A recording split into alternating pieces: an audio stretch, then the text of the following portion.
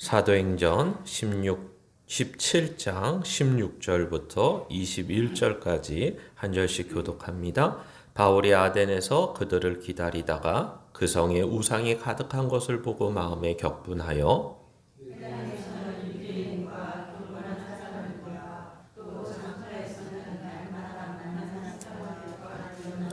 어떤 에피쿠로스와 스토아 철학자들도 바울과 쟁론할세 어떤 사람은 이르되 이 말쟁이가 무슨 말을 하고자 하느냐 하고 어떤 사람은 이르되 이방신들을 전하는 사람인가 보다 하니 이는 바울이 예수와 부활을 전하기 때문이로라.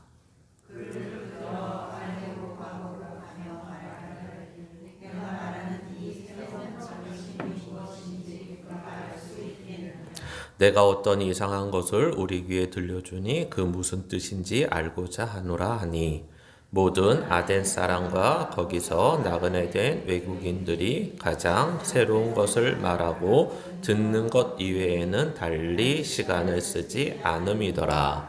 아멘. 오늘 말씀의 제목은 세월을 어떻게 보낼까라는 것입니다. 세월을 어떻게 보낼까라고 했을 때 가장 기본적인 답은 잘 보내야 됩니다. 근데 잘 보내는 게 뭐냐라고 했을 때 오늘도 좀 생각하시기를 그러니까 세월이라고 말하면 좀 옛날만 같고 인생이나 시간이라고 생각하시면 좋을 것 같습니다. 그래서 시간을 잘 보내는가 아니면 요즘 유행하는 말로는 시간을 죽이고 사는가라는 거죠. 그래서 젊었을 때는 시간 죽이는 일들이 많이 있죠. 그래서 멍하니 이런 유튜브나 아니면 또 OTT 같은 프로그램을 켜서 보면서 시간을 죽이고 또 우리 어린아이서부터 젊음에 이르기까지 아니면 노년에 이르기까지 입에 달고 그냥 별 생각 없이 얘기하는 것 중에 하나가 재미있는 거 없나 또는 맛있는 거 없나 이러한 말로써 이 시간과 이 세월을 어떻게 보낼까라고 말들을 하고 그렇게 생각을 하는 것을 보게 됩니다. 그러면서 오늘 본문은 그 말에 비추어 봤을 때 이 사람들은 아덴, 그러니까 지금의 아테네죠. 그리스 아테네 사람들은 어떻게 보냈는가? 사울의 눈에는 21절에 이렇게 보냈다고 합니다.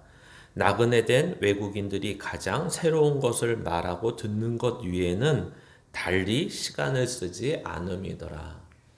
그러니까 이들은 새로운 것을 재미로 삼아 지냈다. 시간을 보냈다. 새로운 것을 듣는 것으로 또는 함께 말하는 말쟁이처럼 그렇게 시간을 보냈다. 지금으로 말하면 새로운 것과 재미로 시간을 보냈다. 이렇게 얘기하는 것 때문에 오늘 이러한 내용으로 시작을 하는 것입니다. 우리가 앞에서 봤듯이 이제 빌립보라는 데를 유럽의 첫 관문으로 들려서 데살로니가도 들리고 또 이제 이 앞에 베레아라는 데도 들리고 하는 모습을 보면서 거기서 전도 활동을 하는 모습을 본 것뿐만 아니라 그 동네에 어떤 특징들도 설명하는 모습들도 보게 됩니다. 그래서 우리가 대표적으로 앞에 봤을 때 베레아 사람들은 너그러워서 하나님의 말씀을 상고하고 매일같이 보고 의문을 갖고 하면서 그들의 너그러운 마음을 하나님께서 주신 마음을 설명하는 내용도 봤습니다. 그러면서 오늘 아덴에서 전도 활동을 하면서 이 사도 바울이 어떠한 심정과 어떠한 시각으로 이 전도 활동을 아덴에서 하고 있는가, 사도 바울의 눈에는 뭐가 보였는가를 먼저 오늘 좀 다루려고 합니다. 그래서 이 아덴에서의 활동은 한 두세 번 이렇게 같이 설교로서 들어야 될 것 같습니다. 그래서 아덴은 오늘 첫 번째로 보시면 16절에 보시면 이렇게 나와 있습니다. 우상이 가득한 것을 보고 마음에 격분하여 라고 말을 합니다. 그러니까 아덴이라는 곳은 베레아나 데살로니가나 빌립보와 좀 차이가 있는데 특징이 있는데 그 특징 중에 가장 두드러진 특징이 바로 우상을 섬긴다는 것을 눈으로 확인할 수 있다는 것입니다.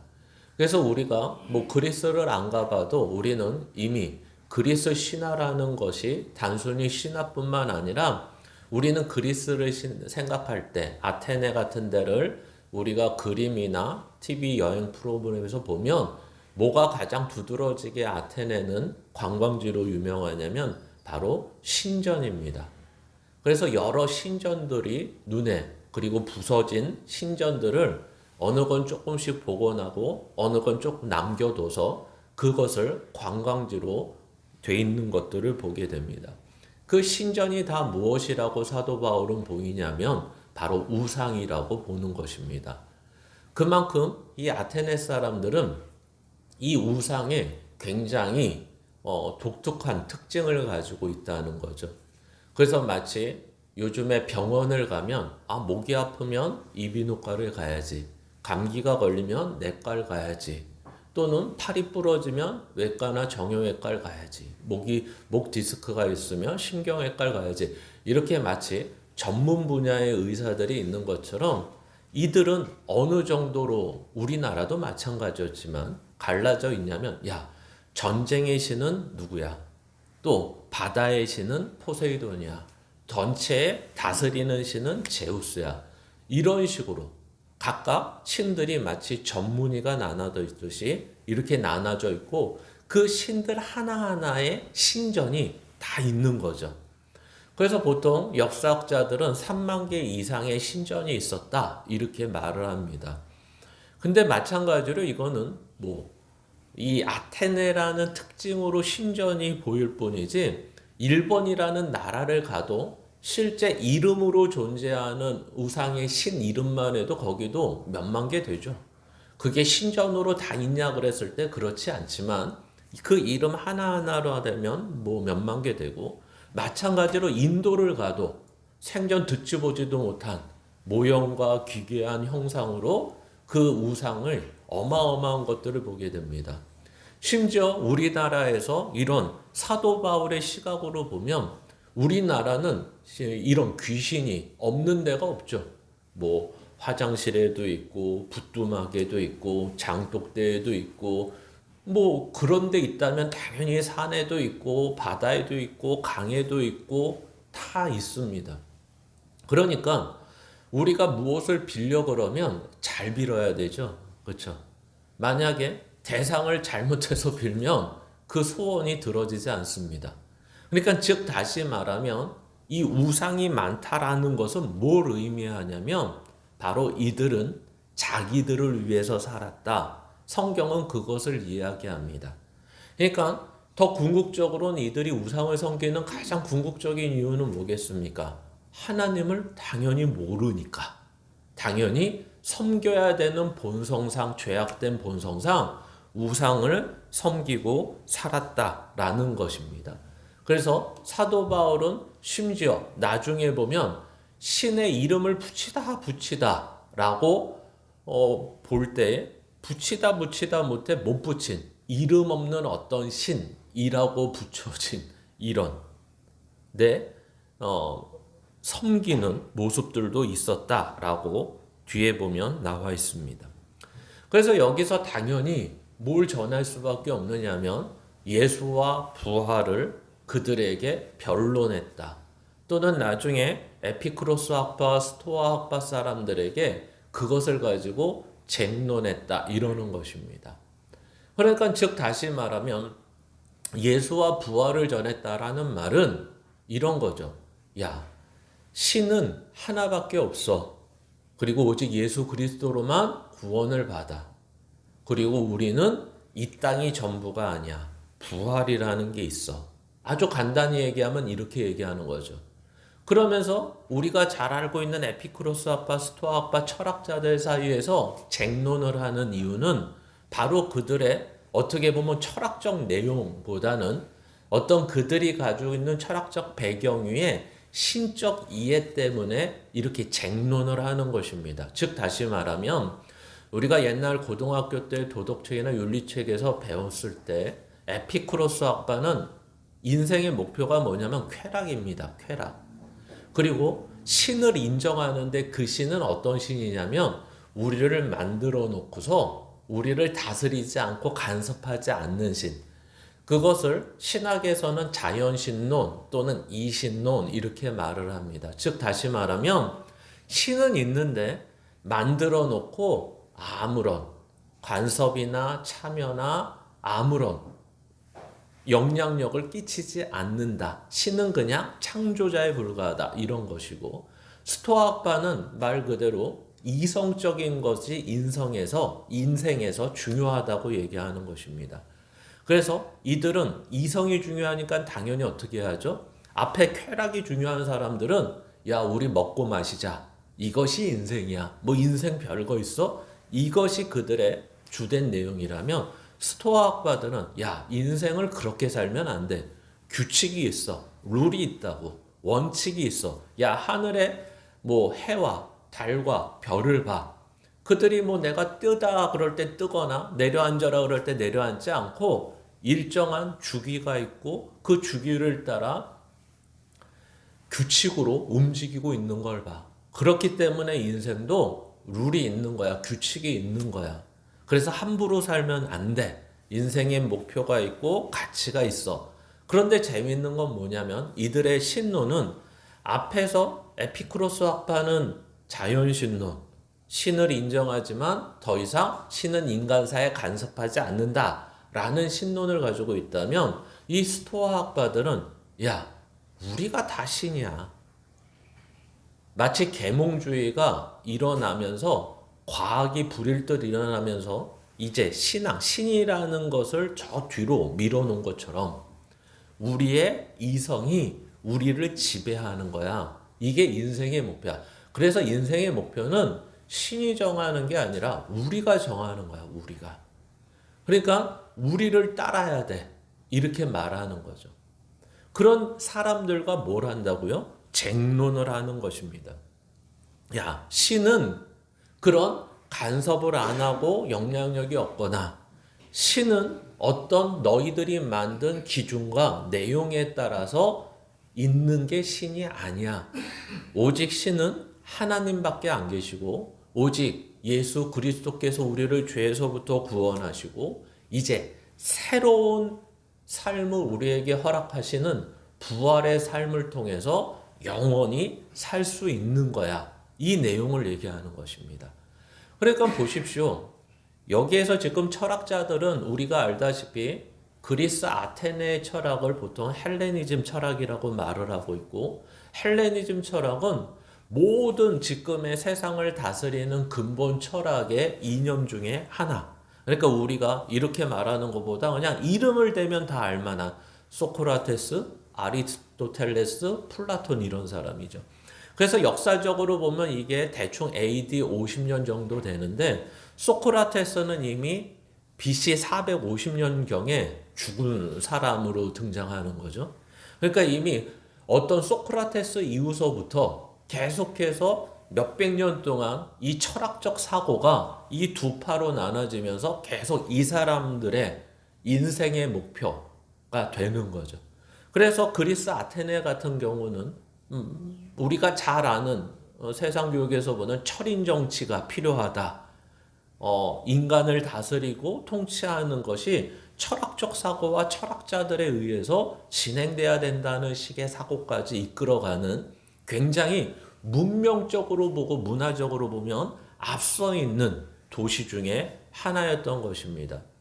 그래서 이들은 자꾸만 이러한 것들이 철학적 사고로 인하여 좋게 말하면 자꾸만 생각하고 하다 보니까 점점 새로운 것을 추구하게 되고 이 새로운 것의 추구에 대한 재미가 그들의 인생에서는 가장 중요한 내용이죠.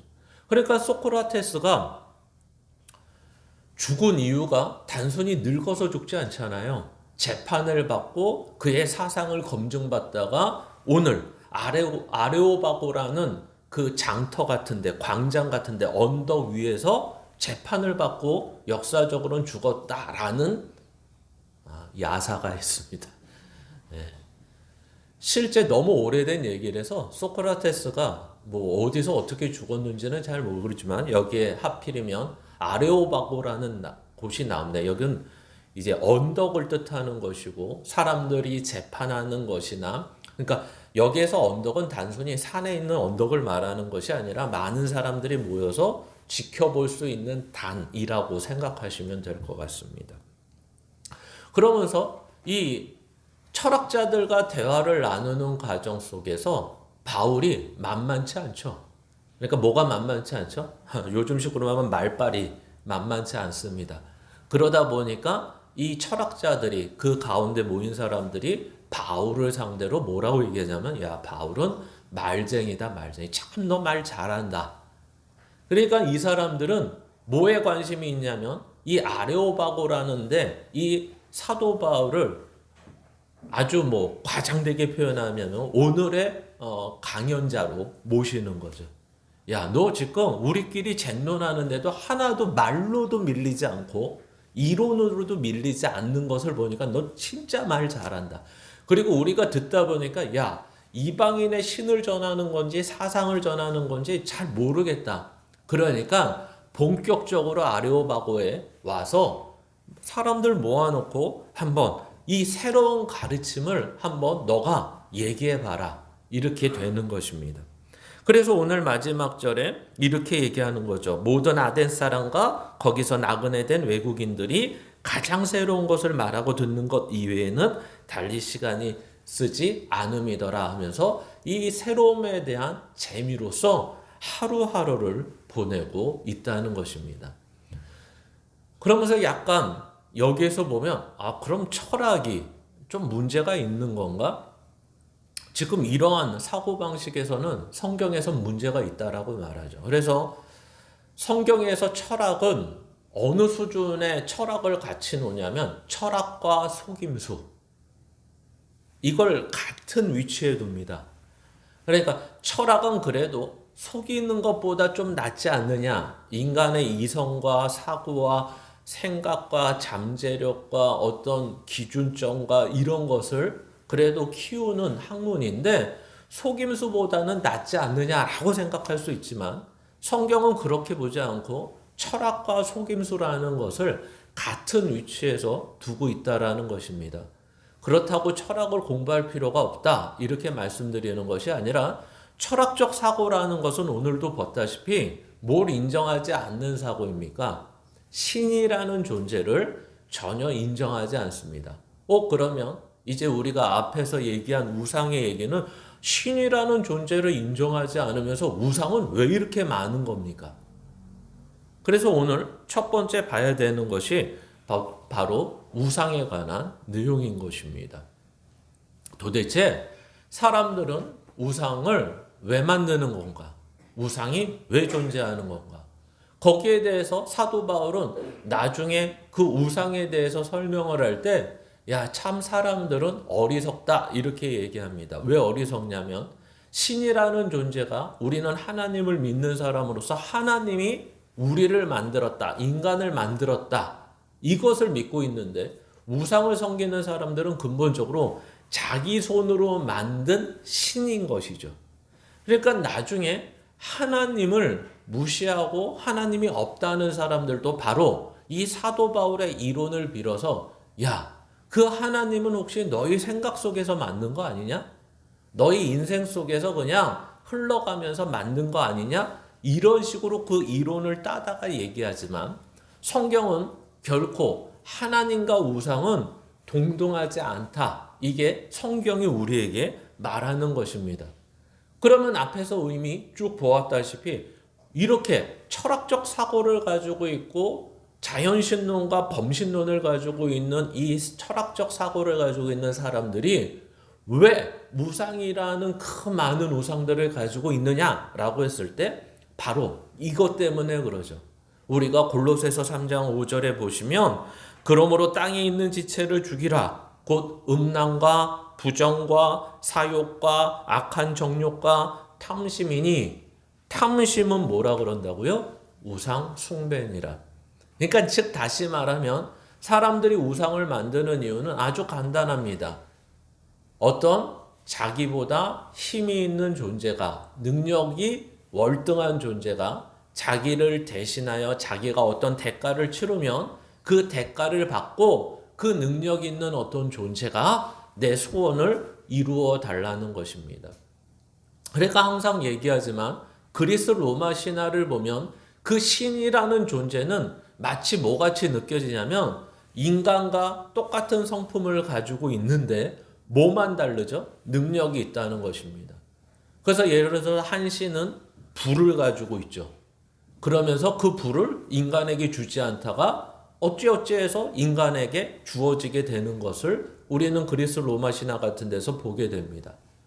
그러면서 인간이 안 갖고 있는 게 신들이 가지고 있다. 근데 그 신이 가지고 있는 것들은 인간에게는 불필요한 것이 아니라 막상 가지고 있으면 큰 힘이 되고 어느 땐 권력이 되고 어느 땐 부가 되는 것이다. 이런 식으로 그리스 로마 신화가 표현하는 것처럼 이들의 철학적인 사고에서는 마치 이러한 사고를 가지고 사는 건 사는 거지만 이 나머지 인생에 고달프고 문제가 있고 해결할 게 있을 때는 이런 철학적 사고가 해결해 주지 않는 거죠. 즉 다시 말하면 에피쿠로스 학파처럼 먹고 마시는 게 인생의 목표야. 근데 먹고 마시는 게 제대로 이루어지기 위해서 뭐가 필요합니까? 돈이 필요하죠. 그렇죠? 그럼 그 돈을 누가 줘야 된다고 생각하는 거예요? 우상이 줘야 된다고 생각하는 거죠. 마치 이 스토아 학파에게도 마찬가지입니다. 내가 어떤 목표를 정합니다. 인생에 가장 중요한 게 뭐냐? 건강입니다. 인생에 가장 중요한 게 뭐야? 돈입니다. 인생에서 가장 중요한 건 생각하는 겁니다. 이러한 모든 것들이 이루어지기 위해서는 그 근본적인 것들이 먼저 따라와 줘야 되는데 그것이 다 결국 먹고 마시는 것들이며 이러한 것들을 유지하기 위해선 뭔가 생계가 돼야 되는 것입니다. 근데 이러한 모든 것들을 누구에게 의존하고 있다는 거죠? 우상에게 의존하고 있다라는 것입니다. 그래서 우리가 잘 알다시피 이 사람들은 단순히 이런 세상사의 하나하나를 다 대입하는 거죠. 그래서 사랑도 신이 맺어줘야 되고 전쟁도 신이 함께 해줘야 되고 자식도 신이 내려줘야 되고 모든 것들이 사고는 내가 하지만 이 사고하는 것들을 이루는 방법은 다 뭐가 이루어져야 됩니까? 신이 이루어져야 됩니다. 그러니까 당연히 우상이 필요한 것이고 우상이 많은 이유는 단순히 위치적인 것이 아니라 내가 소망하는 것들이 늘어나면 늘어날수록 이게 큐피트가 사랑을 전해주는 신인데 나는 이런 사랑이 필요 없어. 그러면 다른 사랑이 필요하면 다른 신을 만들어야 되는 거죠. 그러니까 신은 어떻게 되죠? 자기가 생각하는 가치와 목표에 따라 날마다 늘어날 수밖에 없는 것입니다. 근데 참 재미있는 게 뭐냐면 우리는 더 이상 신을 만들 수가 없죠. 그래서 우리들은 이러한 신관 또는 이러한 죄된 본성 때문에 어떻게 나누기를 원하냐면 이런 식으로 참 나누는 걸 좋아합니다. 성부 하나님은 창조하시고 성자 하나님은 구원하시고 성령 하나님은 인도하신다. 따로따로 일하실까요? 그래서 지금은 또 주장하는 사람들이 있죠. 지금은 어떤 하나님한테 기도해야지 우리의 기도를 들어주신다? 성령 하나님. 그러면 성부 성자 하나님 뭐 하세요? 이런 식으로 분리하려고 하는 속성들이 너무 많죠. 그러니까 우리는 항상 주장하는 게 뭐죠? 삼위일체라는 것입니다. 우리의 모든 것은 하나님 그러면 원래는 성부, 성자, 성령을 다 의미하는 것이지 하나님 그러면 성부 하나님만을 의지하고 기도하는 대상으로 두지는 않습니다. 그래서 우리의 이 신론, 우리의 신앙 안에서는 가장 중요한 게 바로 이 삼위일체 신앙입니다. 이게 기본적으로 되지가 않으면 마치 이단으로 가면 성부 하나님은 창조, 완성하셨죠. 성령 하나님은 지금도 우리와 함께 하시죠? 이해되시죠? 그런데 성자 하나님은 어떻게 하셨죠? 십자가에서 죽으셔서 실패하셨다고 말하는 것입니다. 그러니까 그 이단들은 실패하신 예수의 자리에 누가 들어가야 되죠? 교주들이 들어가는 것입니다. 그래서 통일교회 문선명, 여기 천부교회 박태선, 또 여기 신천지의 이만희, 여기 하나님의 교회 안씨, 이런 식으로 한 명씩 한 명씩 자기가 나중에 가면 뭐라 그러는 거예요? 예수는 십자가에서 실패하여 죽었기 때문에 구원을 완전히 이루지 못했다. 그래서 내가 왔다. 이런 것입니다. 그래서 거기에 환호를 하는 거죠. 그런 이만희나 박태선이나 문선명이 와서 뭘 해준다는 겁니까? 죄에서 구원뿐만 아니라 인생을 다시 회복시켜준다는 것이 그들의 말인 것입니다. 그래서 우상은 전적으로 이런 탐심에서 기본적으로 시작을 되는 것이고, 아까 이 아덴 사람들처럼 뭐 새로운 것이 없나라는 말은 바로 어떻게 보면 내 인생 속에서 새로운 것을 추구하는데 그것을 만족시켜주는 자가 없나, 이런 것입니다. 그러니까 이거는 실제 우리 안에 딱 들어오면 굉장히 무서워지는 것입니다. 우리는 TV 프로를 보면서 또는 영화를 보면서 드라마를 보면서 새로운 걸 좋아하죠. 그래서 그 새로운 것들을 보십시오. 뭐 요즘에 유행하는 또는 뭐 쿠팡 플레이, 넷플릭스 또는 뭐 디즈니, 이러한 것에서 보시는 분들은 그것을 새로운 것이라고 볼 때마다 그 새로운 것은 뭘 의미하는지 아십니까? 파괴된 인생의 인간의 본능을 대부분 소개하는 거죠. 요즘 한참 하고 있는 쿠팡 플레이의 가족계획, 뭐 넷플릭스의 오징어 게임 2, 또 뭐 어디에 뭐, 이런 것들을 다 보십시오. 보라 그러면 안 되는데. 이런 것들의 내용이 뭐냐면 다 인간성의 파괴, 또 폭력 이상의 폭력, 잔인함 이상.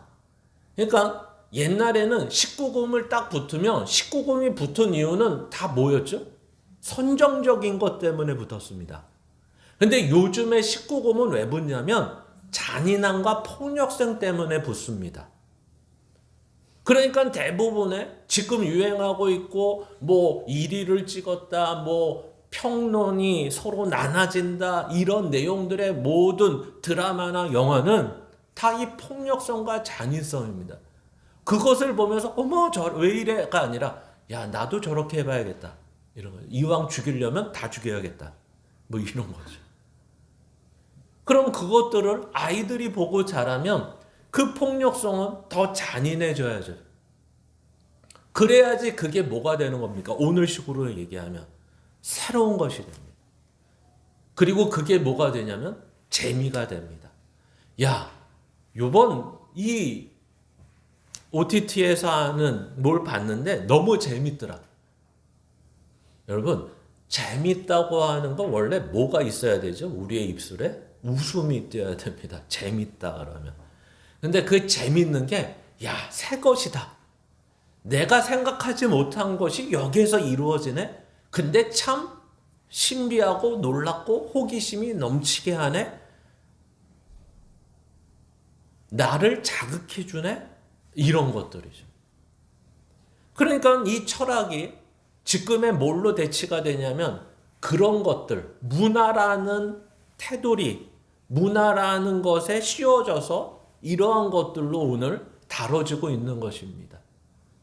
그러니까 돈을 벌기 위해서는 그러한 것들을 더 자극적이고 더 생각 이상의 것들로 만들어야 되는 거죠.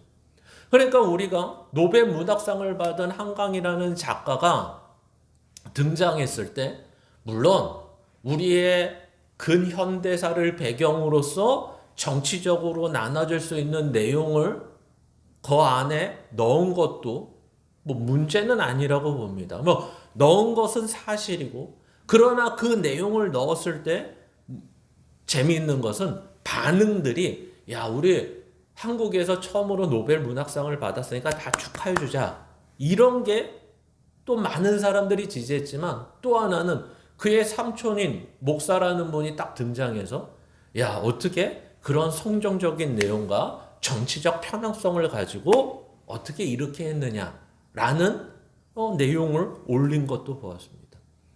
근데 사람들이 환호하는 이유 중에 하나가 뭐죠? 야, 우리나라에서도 이제 많은 나라에 번역이 될 뿐만 아니라 이렇게 번역이 많이 되니까 노벨 문학상도 받는 나라가 되었다. 그리고 그 내용을 보니까 단순히 정치적 편향성만 있는 것이 아니라 그 내용이 새롭더라, 재밌더라, 이런 것입니다. 그래서 그 안에서 문제가 되는 것들이 있어도 야, 이거는 노벨 문학상을 받은 거니까 뭐든 나이에 상관없이 읽게 하자. 이거는 좀 말이 다른 것 같습니다. 그렇죠? 어떻게 생각하실지 모르겠지만 선정성이 있고 잔인함이 있고 한데 그것이 기준인데 그것을 기준으로 삼지 않고 세상은 뭘 기준으로 삼냐면 노벨 문학상을 받았다. 이게 기준인 것 같습니다.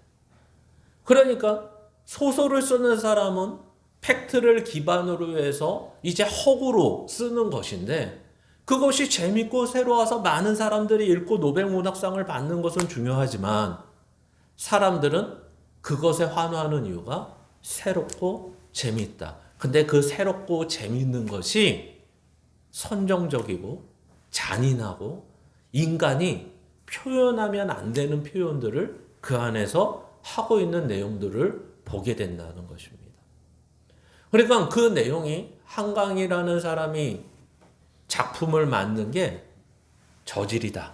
작품의 질이 안 좋다. 이런 걸 표현하는 것이 아니라 그 사람의 내용은 기준이 정해져야 된다. 이런 것을 말하는 것입니다. 근데 단순히 세상에서 영향력 있는 상을 받고 그리고 그 작품이 유명하다 그래서 모든 사람이 봐야 되는 건 아니다라는 것입니다. 이것을 왜 얘기하냐? 바로 이것이 요즘 우리에게 가지고 있는 새로운 것이며 이것이 바로 재미인 것입니다. 근데 이제 문제가 있습니다. 지금 이런 현대적 사고와 현대적인 생각을 비난하고 비판하자고 얘기하는 것이 아니라 세상은 너무나 놀랍게 AD 50년에도 이렇게 살았고 내용은 다르지만 그리고 지금 2000년이 넘는 지금에도 그렇게 산다는 것을 설명하는 것입니다. 그러면 또 하나 설명해야 되는 게 뭐냐면 마찬가지로 성경과 하나님에 대해서는 생각하지 않으려고 그런다. 왜? 지금 이 아덴 사람들은 새로운 것이라고 듣고 싶어 하지만 결국 이 내용이 받아들여지지 않을 것입니다. 왜요? 자기의 탐심을 이 안에 넣을 수가 없기 때문에 그렇습니다. 하나님 돈 주세요. 하나님 성공하게 해주세요. 그러니까 어떻게 보면 이 철학을 하는 사람들이 인간적으로 보면 우리보다 똑똑하죠. 인간적으로 보면. 왜? 우리는 예수 믿을 때 돈 주시는 줄 알고 건강 주시는 줄 알고 성공해 주는 줄 알고 부를 주시는 줄 알고 믿은 사람이 너무 많기 때문에 그렇습니다. 근데 이 철학자들이 아무리 사도 바울의 얘기를 이 이후서부터 듣다 계속 들어봐도 돈 준다는 말도 없고 내 탐심을 채워준다는 말도 없고 그럼 내가 무엇을 해야지 된다는 것도 아니고 이들은 철학적 사고를 가지고 적어도 그것을 파악하고 있다는 것입니다. 그러니까 이들의 이성은 당연히 어떻게 되죠? 야, 그런 하나님 우리한테는 별로 필요 없는데 뭐 우리에게 고작 죄를 해결해 주겠다고? 난 죄인 아닌데 죄인한테 가서 얘기해. 죄인한테. 이렇게 되는 거죠. 나는 지금 이런 게 필요하지 않아. 이렇게 얘기하는 것입니다. 그래서 우리가 10계명의 2계명을 한번 읽어보시겠습니까? 같이 읽습니다. 시작. 너를 위하여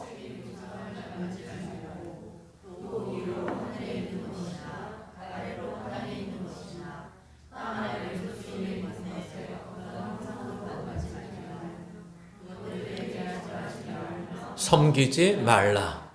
성경은 분명히 써 있는 표현이 뭐냐면 너를 위하여입니다. 너를 위하여.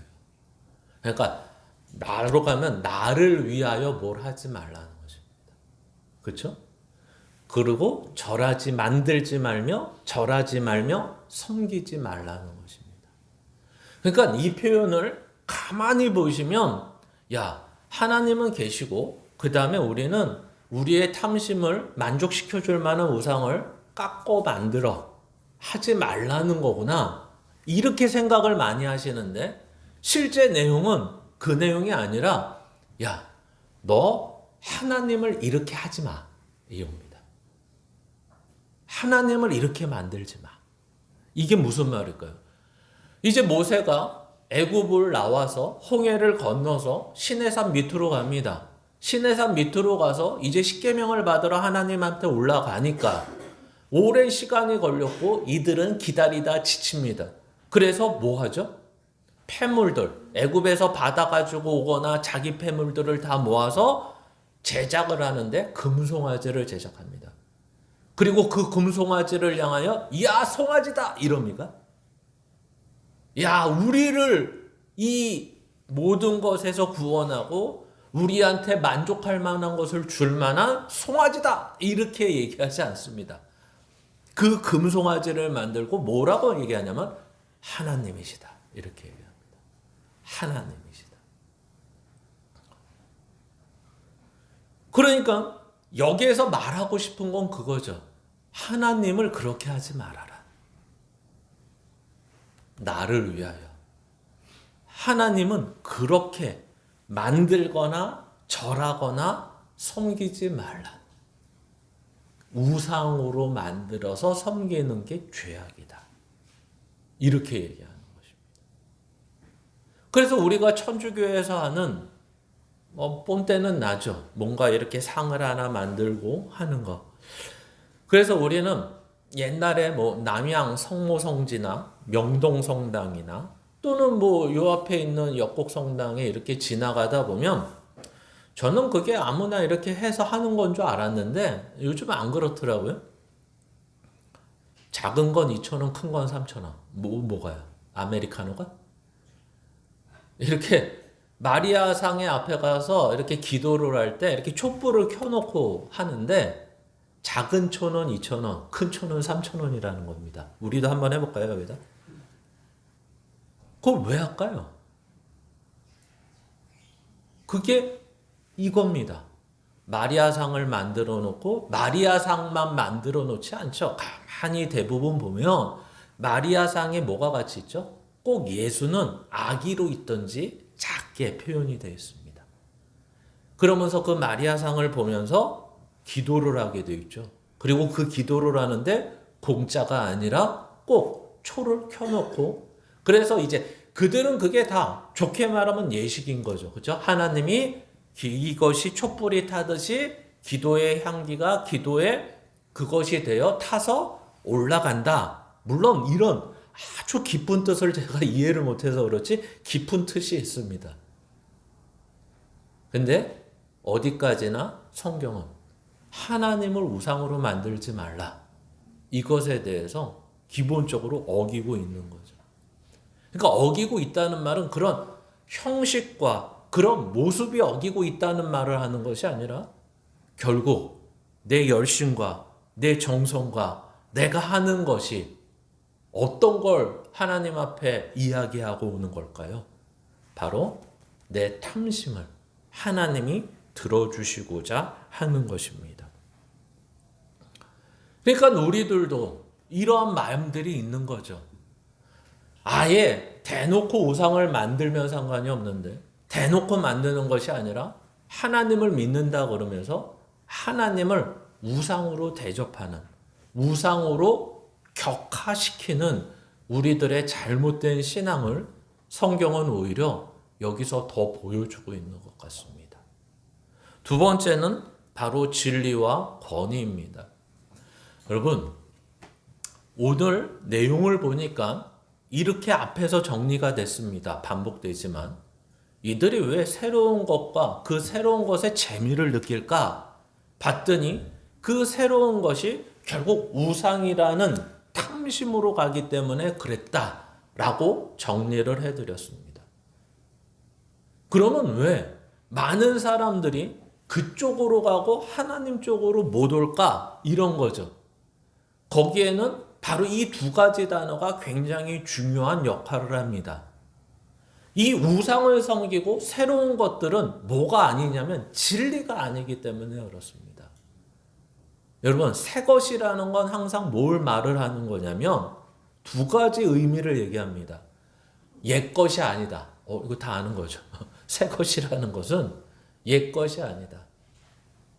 제가 한때 휴대폰을, 투지폰을, 스마트폰이 나온 지 몇 년이 됐는데도 투지폰을 들고 다녔어요. 스마트폰을 살면 그 투지폰이 어떻게 되는 걸까요? 이렇게 액세서리로 끼고 다닙니까? 버려야죠. 지금은 어디 있는지도 모르겠어요. 새 것이 되었도다. 이렇게 됩니다. 즉 다시 말하면 옛 것이 아니다. 옛 것이 아니다라는 것은 일관성과 지속성이 없다. 이걸 얘기하는 것입니다. 근데 하필이면 앞에서 보다시피 진리는 뭐냐면 옛 것이나 새 것이나 어떻죠? 예수가 그리스도다. 예수만이 우리의 구원자다. 2000년 전에, 3000년 전에 아브라함 때 얘기한 것이 지금은 예수가 예수가 되나요? 새로운 뭐가 나와야 돼요. 그러니까 이 새로운 뭐가 나오면 그건 다 뭐라 그러죠, 우리는? 예수가 문선명이다. 이러면 뭐라 그래요? 그래, 새 것이네, 새 것. 그게 맞을 것 같아, 이럽니까? 아니면 그건 아니네, 이단이네, 이럽니까? 아니네. 잘 모르시겠습니까? 진리는 변하지가 않습니다. 옛날식으로 표현하면 진리는 고리타분합니다. 즉 진리는 새 것이 아니고 재미가 없습니다. 즉 우리가 하나님을 믿고 예수 그리스도로 말미암아 구원을 받았을 때 무엇으로 구원을 받았냐? 예수 그리스도의 죽으심과 피 흘림으로 말미암아 우리의 죄 씻음을 받았다. 우리는 그 다음 얘기가 중요하죠. 거기까지 오케이. 그 다음 나에게 뭘 해줘야 됩니까? 그런 예수가 형통케 해줘야 되고 복을 줘야 되고 은혜를 줘야 됩니다. 그러면 우리는 어떻게 생각하냐면 그래, 오케이. 이러한 죄에서부터 구원을 받아서 곧장 천국에 가는 게 아니고 죽는 거 아니니까 이 땅에 사는 동안 그러면 그 예수로 인하여 하나님으로 인하여 어떻게 살아야 된다고요? 형통하고 복을 누리며 살아야 된다고 생각을 한다고요. 그 자체가 뭐라고요? 성경은 이런 생각이 바로 우상을 섬기는 거라고 합니다. 그러면 우상을 섬기지 않는 생각은 뭔데요? 이제 죄에서부터 구원받았기 때문에 우리는 하나님의 뜻과 하나님의 생각과 하나님의 의지와 하나님의 목표를 가지고 살아야 된다. 이렇게 얘기하는 것입니다. 앞에서 이 아덴에 있는 사람들은 뭘 가지고 사냐면 자기 생각, 자기 기준, 자기가 원하는 것, 새로운 것을 가지고 살았다면 우리는 변하지 않는 것을 가지고 구원을 받고 그 구원을 받은 걸 가지고 이제 어떻게 살아야 되냐면 두 번째, 그 권위 아래 살아야 된다는 것입니다. 우리는 기준이 다르지 않습니다. 아덴의 사람들처럼 각자가 인생의 기준을 정하고 누구는 쾌락으로 삼고 누구는 원칙과 룰을 가지고 살아야 된다고 외치는 자가 아니라 각자가 정해놓은 룰과 원칙을 가지고 사는 것이 아니라 이제 진리 안에 있는 자들은 그 권위 아래 살아야 됩니다. 그 권위는 상대적이지 않습니다. 그 상대적이지 않다는 말은 저한테는 하나님이 어떤 분이고 여러분 또 누구한테는 하나님은 저런 분이고 이러지 않고요. 하나님은 어제나 오늘이나 동일하신 하나님이라고 성경은 얘기하는 것입니다. 하나님을 섬길 때는 두렵고 떨림으로 섬겨야 됩니다. 그 말은 무슨 말이냐면 네 마음대로 하지 말아라 이 얘기입니다. 너의 욕심을 가지고 섬기지 말아라. 앞에서 얘기한 것처럼 말하면 우상처럼 섬기지 말아라. 하나님은 하나님의 기준과 원칙과 목표와 내용이 있다. 이것을 아는 것이 신앙이며 믿음이다. 왜 근데 하나님은 두고서 너가 원칙과 기준과 내용을 정해서 하나님 보고 해달라고 하느냐? 그거는 곧 하나님을 우상으로 만드는 큰 범죄다. 이렇게 얘기합니다. 그래서 우리는 그 두렵고 떨림으로 하나님이 어떻게 생각하시는지, 무슨 말씀을 하시는지, 무엇을 인생에서 요구하시는지를 밝히 알고 나가는 것이 하나님의 뜻을 아는 것입니다. 근데 우리는 대부분 하나님의 뜻을 알기를 원한다라고 얘기할 때는 뭘 알기를 원하죠? 나를 중심으로 합니다. 하나님, 제가 뭐가 될까요? 하나님, 이게 될까요? 안 될까요? 여러분이 혹시 하나님 앞에 기도했는데 하나님, 저 몇 살 때쯤 부자가 될까요? 그랬더니 40살에 부자가 될 거야. 혹시 하나님의 음성을 들었으면 그거는 귀신이 얘기하는 겁니다. 왜? 40살에 하나님이 부자가 될 거야 그러면 20살에 그런 기도를 딱 했을 때 40살에 될 거야 그러면 걔는 20년 동안 어떻게 살까요? 부자가 되기 위해서 20년 동안 열심히 살까요? 40살에 부자가 된다 그랬으니까 마음대로 살까요? 여러분은 어떻게 사시겠습니까? 하나님이 약속했다니까요. 너 40살에 부자 되고. 그러면 저 같으면 더 정확히 어떻게 해서 부자가 될까요? 하나님?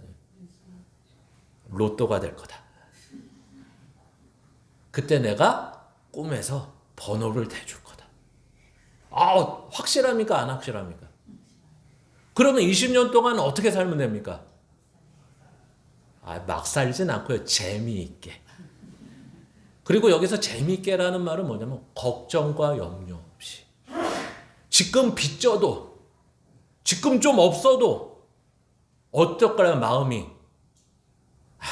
몇 년만. 아니 심지어 로또가 안 되더라도 여러분이 예를 들어서 65세 때 연금이 500씩 나와 매달. 그러면 지금 힘들어도 60 하나야 이러면 힘들어도 어떨까요? 조금만 견디면 65세 되면 매달 500씩 나와. 이러면 위로가 될까요? 안 될까요? 큰 위로가 되겠죠. 그렇죠? 그냥 위로가 아니라 아주 큰 위로가 될 것입니다. 그러니까 하나님이 이런 뜻은 세우지 않으신다니까요. 왜? 가장 중요한 건 우리의 죄성 때문에. 그리고 하나님은 우리가 세상에서 로또 돼가지고 잘 먹고 잘 사는 걸 이거 원하지 않는다 그러면 안 돼. 이걸 목표와 뜻으로 두지 않으세요. 오늘 얘기하려는 건 이런 게 목표와 뜻이 아니다를 얘기하려는 것이 아니라 하나님의 뜻을 알고 싶다는 것은 나를 중심으로 하는 게 아니라 하나님을 중심으로 한다는 거예요. 하나님이 어떠한 생각과 어떠한 뜻과 어떠한 목표를 두고서 이 땅을 운영하고 계시고 나를 구원하셨는지를 아는 것, 이것이 권위라는 것입니다. 이거는 절대 변하지 않습니다. 우리가 항상 귀가 따갑게 듣는 것처럼 우리에게 하나님은 뭘 원하시죠? 아담에게도 원하셨고 우리에게도 원하시고 아브라함에게도 원하시고 다윗에게도 원하셨던 건 뭐예요? 오직 하나님의 사람답게 살아라. 의인답게 살아라. 에베소서식으로 하면 거룩하고 흠이 없는 자로 자라나라. 하나님의 성품의 열매를 맺어라. 이게 저와 여러분 모든 사람에게 주어진 하나님의 뜻입니다. 개인적인 하나님의 뜻을 우리에게 주신 적이 없어요. 근데 자꾸만 우리는 하나님에 대해서 자꾸만 내 뜻을 요구하고 하나님은 내 뜻을 들어주시는 분처럼 하고 있다는 것입니다. 그래서 그거는 일단 재미가 없죠. 새로운 게 아니에요. 근데 우리가 해야 되는 건 뭐죠? 그 하나님의 권위 앞에, 절대적이라는 것 앞에 우리는 순종하며 충성하며 살아야 되는 우리의 모습이 그 안에 있다는 것입니다. 우리는 새로운 것을 찾고 재미를 찾지 않습니다. 그리고 더 나가서 우리는 상대적이지 않습니다. 절대적입니다. 이게 무슨 말이냐면 우리는 이런 이중성 때문에 죄를 짓는 경우가 많습니다. 예를 들어서 성경은 남편은 아내를 어떻게 해야 되죠? 모르십니까? 패입니까? 어떻게 해야 돼요? 사랑해야 됩니다. 아내는 남편에게 어떻게 해야 되죠? 순종해야 됩니다. 이것이 하나님의 뜻입니다. 그러면 사람이 얼마나 죄성을 가지고 있냐면 이렇게 얘기합니다. 야, 하나님이 그러니까 야는 야라 그러면 안 되죠. 우리 근데 또 이 얘기하면 집에서 욕먹으니까 안 되고 또 이게 말이 한번 이렇게 멈춰주면 힘든 것 같아요. 그러니까 저희 집사람한테 성경을 들이다 대고 제가 야, 봐. 당신은 아내고 나한테 순종해야 돼. 이렇게 하면 우리 집사람은 대뜸 뭐라 그럴까요? 봐. 남편은 아내를 사랑해야 돼. 그러면 이 말은 뭐냐면 한쪽은 순종만을 원하는 거고 뭘 하지 않겠다는 거냐면 사랑은 안 하고 있다는 거고 한쪽은 너가 순종을 원한다면 나를 사랑해 줘야 된다는 것입니다. 그렇죠? 성경은 이런 얘기가 제자들 사이에서도 굉장히 많이 있습니다. 성경은 권위라는 것이 절대적이라고 하는 거는 이런 겁니다. 야, 남편이 너 사랑 안 해주더라도 아내는 남편에게 어떻게 해야 돼요? 순종해야 되는 거예요. 이게 하나님의 뜻이래요. 그러니까 성경은 상대방이 어떻게 하면 나는 어떻게 할 거다라는 상대적이지 않다고요. 하나님, 제자 중에 쟤는 안 했대요. 그러면 안 하면 나도 안 해도 됩니까? 제 기도 안 하고 눈 뜨고 있대요. 그러면 자기 뭐 한 겁니까? 이렇게 영안이 띄어서 보입니까? 이렇게 귀에도 눈이 있습니까? 우리가 이렇다는 거예요. 하나님의 절대적, 그러니까 이거는 누구한테 써먹으라고 있는 것이 아니라 하나님 앞에서 다 1대1대1대1이에요. 저 사람이 하면 나도 해주는 게 아니라 그러니까 이 믿음의 싸움은 선으로 악을 이기는 거예요. 그래서 이긴다는 말은 하나님의 뜻대로 했다는 말이지 내가 선으로 악을 갖다가 선으로 대했더니 악이 무너져서 같이 선으로 됐더라를 얘기하는 게 아니에요. 이렇게 응징을 했다. 쟤네들이 악으로 나를 대했는데도 내가 선으로 대하니까 응징이 되더라. 이런 말을 하는 게 아니라 선으로 악을 이기라는 말은 너는 너희를 해라 이 얘기예요. 왜 자꾸만 핑계를 대느냐? 왜 상대평가를 하느냐? 이런 거예요. 우리는 요즘은 모르겠는데 제가 고등학교 때는 중요한 과목들이 상대평가입니다. 그러니까 수학이 점수가 60점인데 수음이 안 가려면 우가 나와요. 막. 왜 그러죠? 다 못했으니까 그렇죠. 그렇죠? 다 못했으니까. 원래 60점은 수음이 안 가로 하면 뭐가 나와야 돼요? 모르겠네요. 양인지 간지 모르겠지만 그렇게 나와야 되는데 우가 나와. 그러면 성적표를 가지고 부모님한테 가면 어떻게 돼요? 점수를 쓱 가리면서 우라고 얘기하는 거죠. 우. 그러면 부모는 잘했다. 신앙은 그렇지 않아요. 너 60점이면 겨우 F를 면제받은 것 정도밖에 안 되는 거예요. 잘못하다 제시를 봐야 되는 거예요. 하나님 제 인생을 둘러봤더니 하나님의 뜻대로 사는 사람은 별로 없더이다. 이게 성경이 많이들 얘기하는 거예요. 근데 성경은 우리에게 요구하는 게 넌 그렇게 살아야 돼. 엘리야가 바알 선지자와 아세라 선지자를 모두 죽여버리고 이제 의기양양하게 그 승리를 가지고 내려옵니다.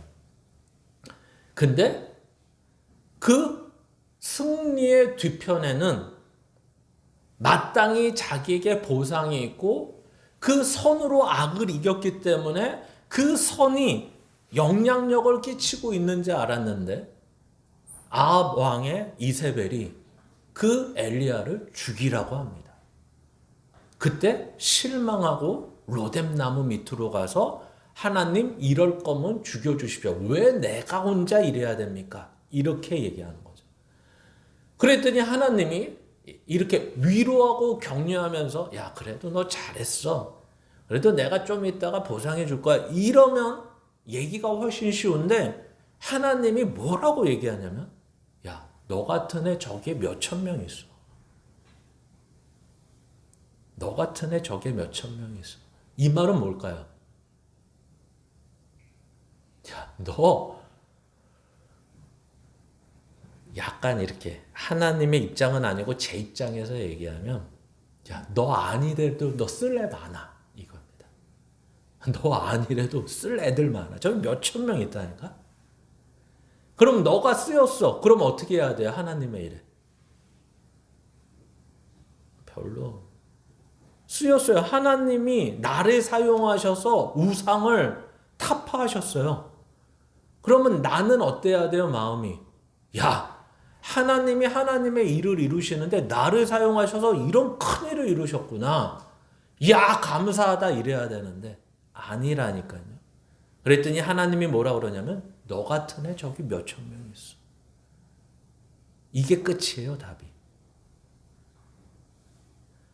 우리는 뭔가 요구할 수 있는 이러한 사람들이 아니에요. 기본적으로 하나님의 뜻에 따라서 하는 게. 왜? 그게 뭐라고요? 이게 보상이고 복이에요. 오늘 신명기를 보실 때 그 내용을 주시하면서 보셔야 돼요. 오늘 신명기의 내용은 너가 새 집을 짓거든 꼭 이웃을 위해 난간을 치라는 얘기예요. 아, 그게 마땅한 거 아니에요? 난간 쳐야죠. 왜? 우리는 지금 와서는 왜 마땅하냐면 만약에 거기서 사고를 입으면 소송을 걸어서 우리한테 문제가 될까 봐. 그렇죠? 안전장치를 안 했다고. 근데 성경은 그런 식의 얘기를 요구하는 것이 아니라 그것이 하나님 앞에서 맡은 자, 받은 자가 사용해야 되는 복과 내용이라고 설명을 하는 거예요. 어찌됐든 오늘 이 내용을 보시면서 이제 그 권위 앞에서 진리 변하지 않는 것 안에서 하나님의 권위 앞에서 우리는 절대적인 순종의 삶을 살아야 되고 내가 기준이 아니라 하나님이 기준이 되는 삶을 사셔야 돼요. 그래서 마지막으로 디모데 후서 3장으로 가보시겠습니다. 이것은 찾아가 보셔야 돼요.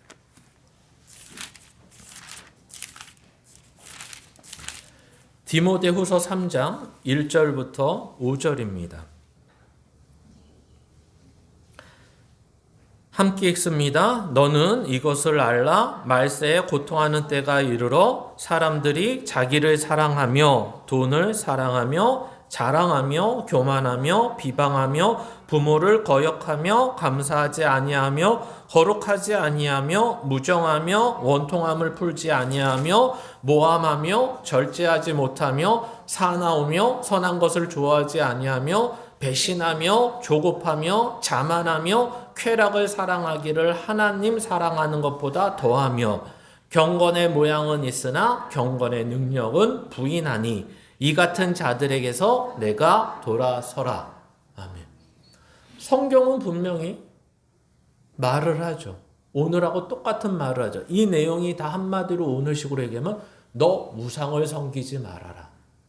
새 것을 가지고 있지 말아라. 재미로 살지 말아라. 오직 진리를 붙들고 하나님의 권위 아래 그 절대적인 진리 안에 순종하며 살아라. 그래서 결국 오늘의 마지막 결론은 뭐냐면 디모데후서 3장 14절부터 17절입니다. 같이 읽습니다. 그러나 너는 배우고 확신한 일에 거하라. 너는 내가 누구에게서 배운 것을 알며 또 어려서부터 성경을 알았나니 성경은 능히 너로 하여금 그리스도 예수 안에 있는 믿음으로 말미암아 구원에 이르는 지혜가 있게 하느니라. 모든 성경은 하나님의 감동으로 된 것으로 교훈과 책망과 바르게 함과 의로 교육하기에 유익하니 이는 하나님의 사람으로 온전하게 하며 모든 선한 일을 행할 능력을 갖추게 하려 함이라. 아멘. 보십시오. 그렇죠? 이제 너 기준으로 살지 말아라. 성경을 기준으로 해서 너가 살아야 되는 세월을 보내야 되는 내용을 채워라. 이렇게 얘기하는 것입니다. 그래서 오늘도 저와 여러분의 삶 가운데 내 기준이 아닌 하나님의 기준, 내 뜻이 아닌 하나님의 뜻으로, 그리고 이제는 새 것과 재미가 아닌 진리와 권위 가운데 사시는 저와 여러분이 되시기를 주님의 이름으로 축원합니다.